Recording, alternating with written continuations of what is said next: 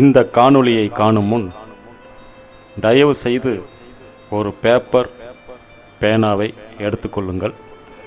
ஏனென்றால் அனைவரும் தெரிந்து கொள்ள வேண்டிய ஒரு முக்கியமான தகவல், அதாவது நமது உடலில் உள்ள மண்டலங்கள் எத்தனை, அதற்கு தேவையான விட்டமின்கள் என்ன என்பதை இன்று தெரிந்து கொள்ளப் போகிறோம்.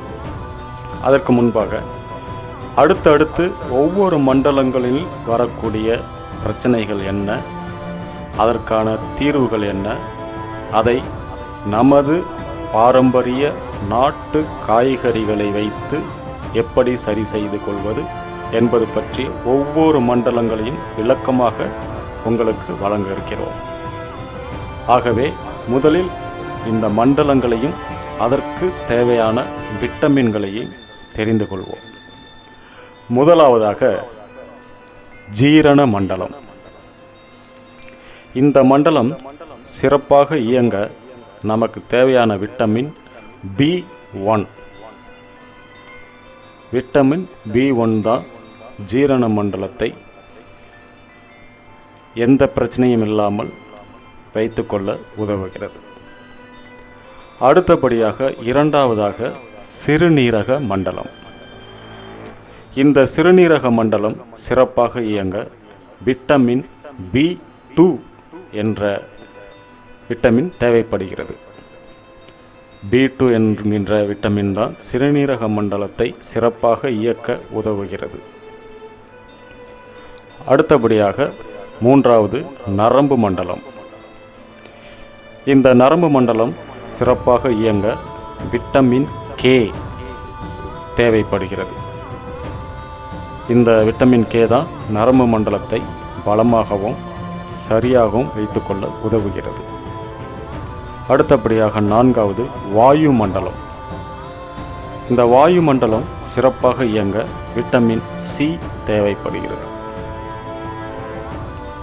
அடுத்தபடியாக ஐந்தாவது தசை மண்டலம். இந்த மண்டலம் சிறப்பாக இயங்க விட்டமின் B7 தேவைப்படுகிறது. அடுத்தபடியாக ஆறாவது தோல் மண்டலம். இந்த தோல் மண்டலம் சிறப்பாக இயங்க விட்டமின் A தேவைப்படுகிறது. ஏழாவது சுவாச மண்டலம். சுவாச மண்டலம் சிறப்பாக இயங்க விட்டமின் B12 தேவைப்படுகிறது. அடுத்தபடியாக எட்டாவது நிணநீர் மண்டலம். இந்த நிணநீர் மண்டலம் சிறப்பாக இயங்க விட்டமின் B5 தேவைப்படுகிறது. அடுத்தபடியாக ஒன்பதாவது எலும்பு மண்டலம். இந்த எலும்பு மண்டலம் சிறப்பாக செயல்பட விட்டமின் D தேவைப்படுகிறது. அடுத்தபடியாக பத்தாவது நாளமில்லா சுரப்பி மண்டலம்.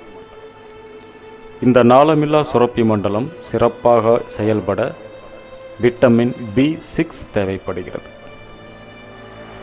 அடுத்தபடியாக 11 நாளமுள்ள சுரப்பி மண்டலம். இந்த நாளமுள்ள சுரப்பி மண்டலம் சிறப்பாக செயல்பட விட்டமின் B3 தேவைப்படுகிறது. அடுத்தபடியாக 12வது இரத்த ஓட்ட மண்டலம். இந்த இரத்த ஓட்ட மண்டலம் சிறப்பாக இயங்க விட்டமின் E தேவைப்படுகிறது. ஆக இந்த விட்டமின்கள் சரியாக நமது உடலில் இருக்கும் பட்சத்தில் எந்த மண்டலங்களிலும் பிரச்சனை இல்லாமல் ஆரோக்கியமாக நாம் வாழ முடியும்.